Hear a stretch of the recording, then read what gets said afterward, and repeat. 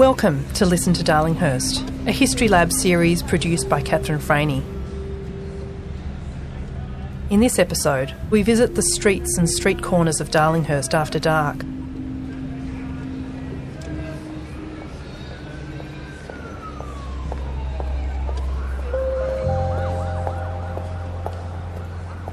Working on Premier Lane and William Street was exciting. The amount of activity that was going on back then. When I first landed here in about 1982, it was shoulder to shoulder from Forbes here to Darling Street. You had to fight to get a room in one of those safe houses, you know. In fact, you'd go in and there'd be women and clients lined up along the hallway. You could stand up by the Coca-Cola sign at King's Cross, look back into the city. All you could see was this long line of lights, bumper to bumper, all the way back to Town Hall. They were there for the nightlife, and they were there to see us, the glamour and, in some cases, the freaks. My name is Julie Bates, sometimes also known as Darlo Debbie. I'm Chantal Martin. I came over here in 1984 from New Zealand. Here we are on Liverpool Street in East Sydney, which is, I guess, down memory lane for me. Darlinghurst was where it was all happening. Bright lights, so for me it was excitement. It was also where I transitioned to become the woman who I am today. So I was around a lot of my sisters, some of whom were working down on Premier Lane. That was my introduction. My connection with this area, and I guess more broadly sex worker rights, goes back a very long while. I was a young law clerk working in a Victorian law firm, and our clients at the time were brothel owners, sex workers, people who used drugs, drug dealers, and I would be their court support person. So, you know, I got to know a little bit about the industry from that side, but at some point I did jump the fence.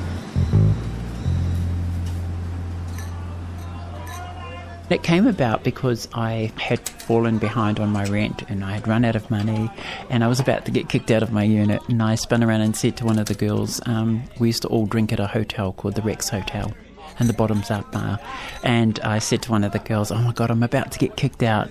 And they said, oh well girl, you're going to have to throw on a frock and get down there and sell your ass. And I said, oh, I couldn't do that, I couldn't possibly do that. And they said, oh, you can, yeah you can, we do that.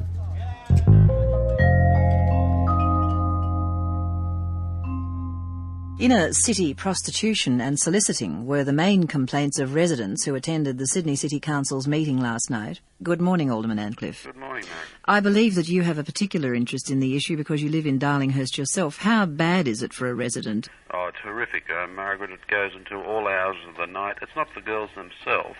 It's the trucks and traffic and hooliganism that goes until 3 o'clock in the morning. As a result, the residents cannot sleep. They've been under siege for 2 years. From where we're standing now, we're looking east along Liverpool Street near the corner of Forbes and Liverpool. Probably 3 or 4 of these grand old terrace houses were used as safe houses. Safe houses were places that we would take our clients. So the beauty of that was you could be a street-based sex worker and work right outside where you're going to take your client. So there's no need to get in their car. But there's a hierarchy involved here. So if you were new, you had to pay your dues. So I remember my first night and one woman coming up to me saying to me, who are you? I said, oh, my name's blah, blah, and I'm just here to do a few jobs, you know. She said, well, get down the end there to work with the transgender women. Because they weren't allowed to work in the safe houses. They had to do all of their clients in cars because the men that ran those safe houses would not allow transgender women to work out of their houses. So I moved up to the corner and I'm looking, you know, at these very tall women looking down at me going, who are you? What are you doing here? And one of them said, nothing to worry about, you know, she's no competition. We've got the trans workers, of course, which is my community. We were very protective of our area and where we work. They became my best allies, and I guess I learnt a whole lot from them. They were mistresses of their trade. There's a little bit of history here as well. When I started down on Premier Lane in 84, I was told by the girls that were there previous to me that the old working street used to be Boundary Street, down the back of St Vincent's Hospital. And then it was moved to Darley Street, and then eventually it came down to Premier Lane. And it was all moved because we were in the site of a residential area. At that time, there were a whole lot of new residents buying properties in that area without knowing that the history of Darlinghurst is that you're going to see a hooker on the street, and they could even be on your doorstep, you know. So the police were constantly getting called to come and move us on and stuff like that. Then I got arrested, probably, the first few nights of working here. It was about 2 o'clock in the morning, and as I'm stepping out to flag a taxi, this woman came out, and I'd seen her through the night, petite woman. She looked a bit like Heidi. She just stepped down off the Matterhorn, milking the goats, she was so gorgeous. So I stopped and chatted. Now, it just so happened at that moment, 2 off-duty Darlinghurst detectives were on their way home. And remember, 1979, they repealed the laws, street-based sex work was no longer illegal, but they could still get you with something. It's called obstructing traffic. So they arrested Heidi and me and took us to Darlinghurst Police Station. And therein is another horrific tale.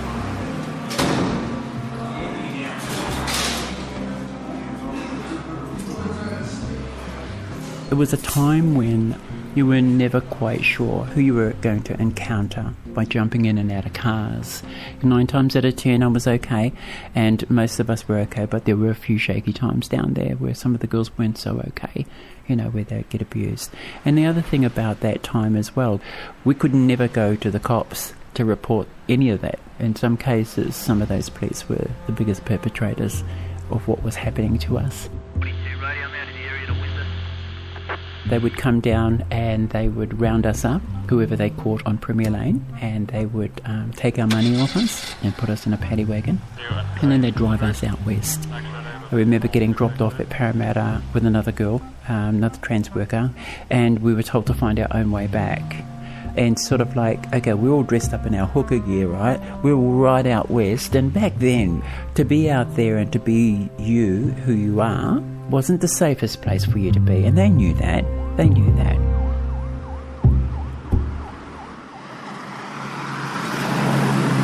I started thinking there's got to be people looking out for our interests. Where are they? Who are they? Is there anyone?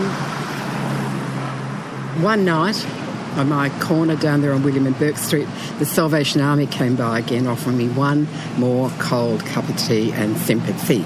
And I said, no, thank you. And that's where I found some of the women that were working with the Australian Prostitutes Collective.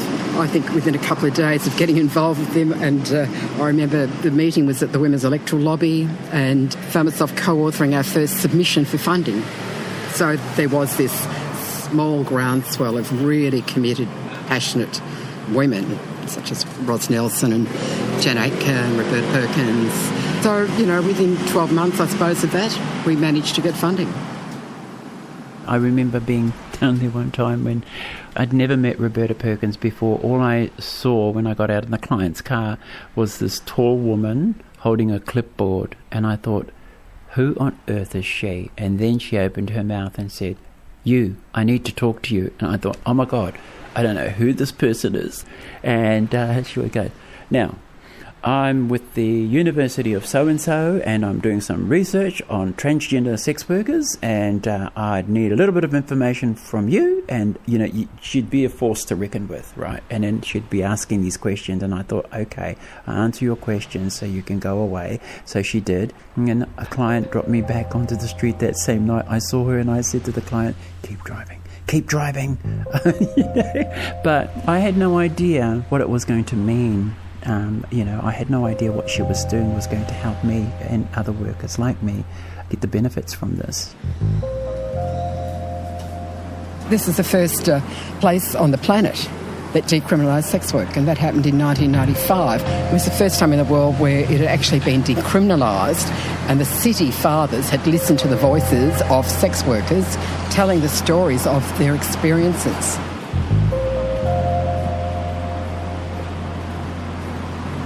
Just down here over William Street on the right-hand side was the last remaining safe house, the last stand of the safe houses that I did the DA for, development application. So after decriminalisation in 1995, brothels were no longer illegal and neither were safe houses. But to operate, you had to get consent from council. I did the DA for them, and then finally, after all those years of not allowing transgender women to work out of safe houses, the manager of that place allowed them into work. That was a really heartening thing to see at the end of all of this time. Finally, trans women would be treated equally in this kind of workplace, you know. But as it turned out in the end, the transgender women were the last women to work the street of Darlinghurst. Most people then went online. It's changed because of social media. It's changed because of mobile phones. I mean, at the end of the day, wouldn't it be better to be sitting on your lounge in a nice warm house and having a client come to you rather than standing down on the street in the middle of winter with next to nothing on? Because that's what it was like for us. When they finally closed Premier Lane, what they did was they put bollards to stop traffic coming down Forbes Street. Because see, the traffic used to flow from Upper Forbes Street, come down, and it would hit the top of the stairs there, and you could either go left or right to go up Premier Lane. Okay, but now, today, you'll go down there and there's bollards there now. So there's some of the changes that happened to stop us from, well, stop our clients from going there, but you know what? Clients will go wherever we are. There's a handful of workers that are out there now, but it's not what it used to be.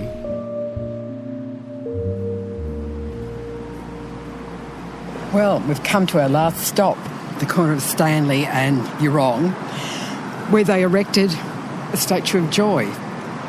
If you've been to Amsterdam and you've seen the picture of the sex worker in the red light district there standing in a door frame, similar thing here. Louis Fraser was the artist.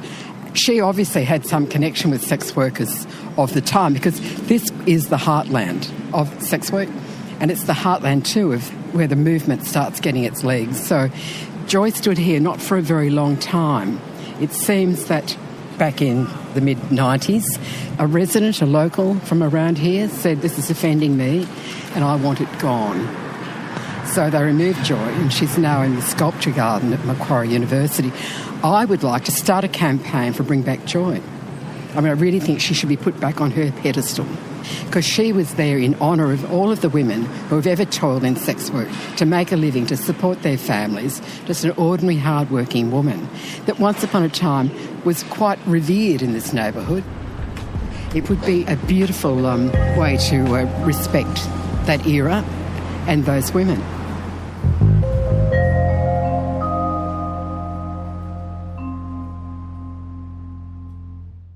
That was Julie Bates, pioneer of rights for sex workers in downtown Darlinghurst. I'm Anna Clark, and this is Listen to Darlinghurst, a special series of History Lab. Joining me now is Catherine Freyne, who produced the Darlinghurst audio story you just heard. Hey, Catherine. Hi, Anna. Is there any update on where Joy's at? Actually, there is. So Julie Bates and I have joined forces since doing these recordings quite some time ago now, and we managed to track down Louis Fraser, who's the artist who created Joy. That took some doing because Louis has a different surname now and doesn't live in Sydney anymore and hasn't done any public commissions recently. But she was so happy to hear from us. Oh, wow. And so we have been trying to garner support for this campaign. It's really not difficult. Like, Joy seems to have had so many fans. She was a controversial figure back in the 90s, but she had far more fans than detractors, I think. And so we've got a committee together and we've been strategising around how to do this. Louis reckons that the best thing would be to actually recast Joy in bronze because that will mean that she's less vulnerable to vandalism. And so we've got the support of one of the councillors at the City of Sydney. There's actually quite a movement, not just in Sydney, but in other cities as well, to have better representation of women in the, statuary of the city. And certainly that's the case in Sydney. And Councillor Linda Scott has moved a resolution at council recently to see about this. So the idea of bringing Joy back to Darlinghurst really fits in with that objective. Councillor Scott is actually hosting a petition on her website. And so if people who are listening to this episode are interested in signing the petition, please head to Linda Scott's website. She's a Labor councillor with the City of Sydney. We've already got lots of signatures, and we are hoping to see Joy back on her pedestal in Darlinghurst in 2024. There's a couple of dates that we're working towards. One's in March, which is International Women's Day, and the other is June. There's an International Day of the Sex Worker in June. So all going well, we will see Joy back in Darlinghurst. I love the way you talk about Joy as a person, as a figure of history, and I think this story really shows the power of history and historical narratives and characters from the past, but also how we represent that past. Lots of public history angles there as well. That is actually really interesting because in terms of the public statuary in Sydney, there's only 5 statues of actual women in the public domain in the City of Sydney area.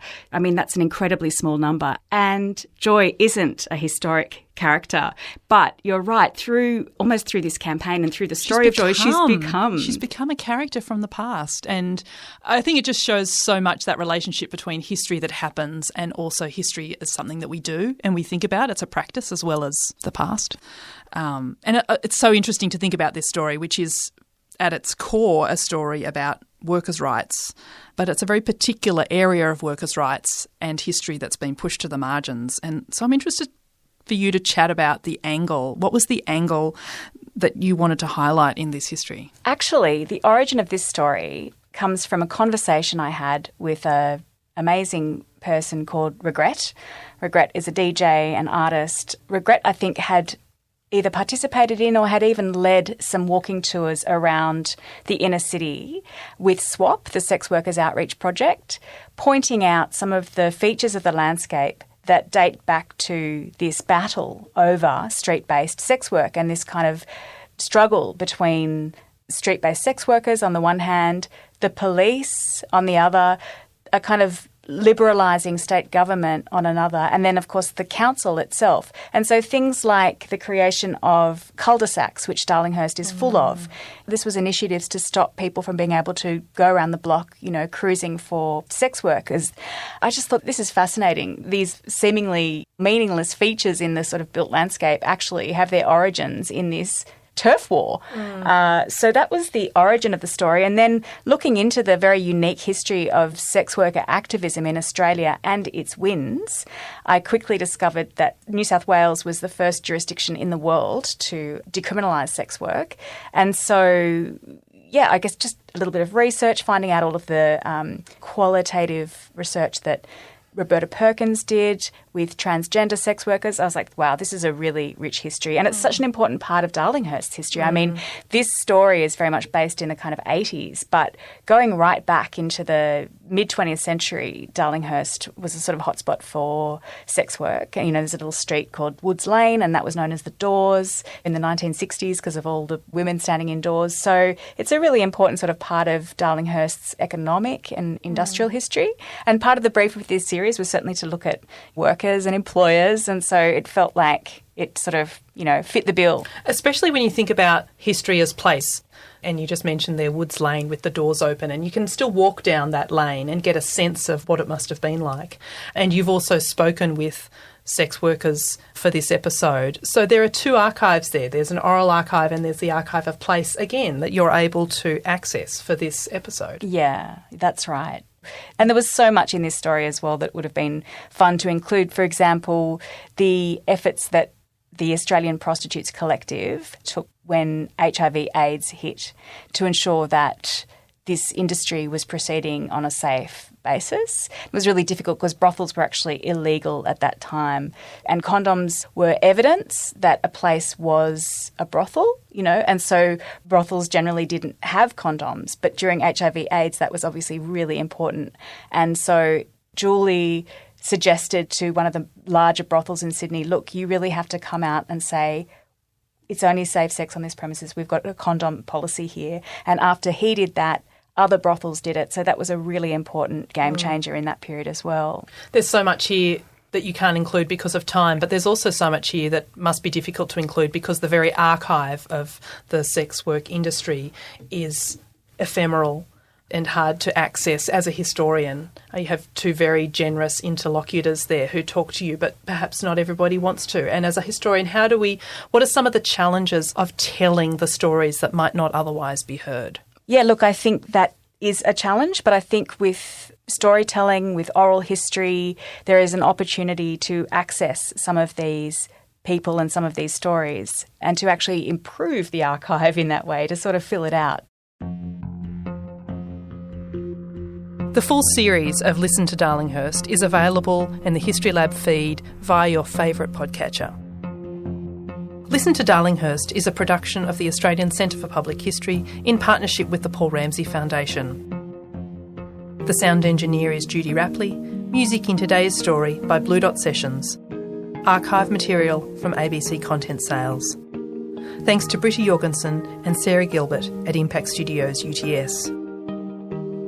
History Lab is made on the lands of the Gadigal people of the Eora Nation, whose land was never ceded. I'm Anna Clark. Catch you next time.